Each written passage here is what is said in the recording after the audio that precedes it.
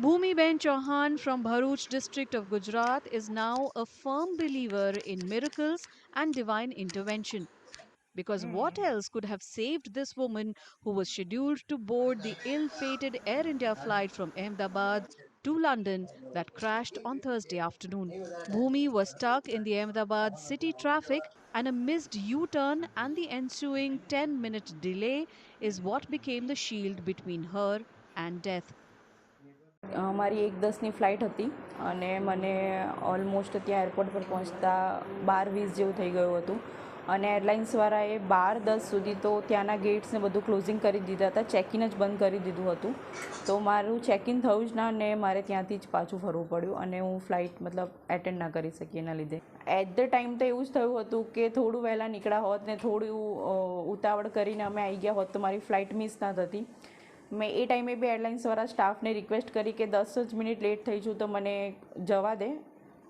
હું હતી ત્યારે તો હું લાસ્ટ જ પેસેન્જર બચી હતી ત્યાં, બટ સમહાઉ ના જ જઈ શકી.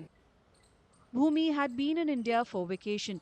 She left the Ahmedabad airport at 1:30 p.m. on Thursday after it became clear the plane would have to take off without her.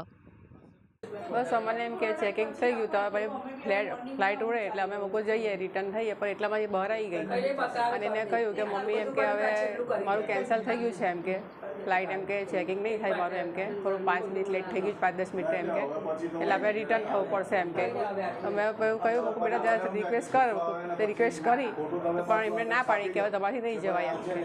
જ્યારે ચેકિંગમાં ગયા ત્યારે અમને એવું હતું કે ચાલો નીકળી જશે, પણ કુદરત સંજોગને લીધે 10 મિનિટ લેટ પડવાને કારણે એ ફરી પાછી બહાર આવી ગઈ. ત્યારે અમને ખબર પડી કે થોડું મોડું થઈ ગયું છે, પણ ત્યાર પછી જે આ પછી ઘટના પાછી બની ત્યાર પછી અમને એવું ફિલિંગ થયું કે જે થયું એ સારું થયું અને જેના માટે જે આત્માઓના જે પેસેન્જરોએ જીવ ગુમાવ્યા છે એમના પરિવારોને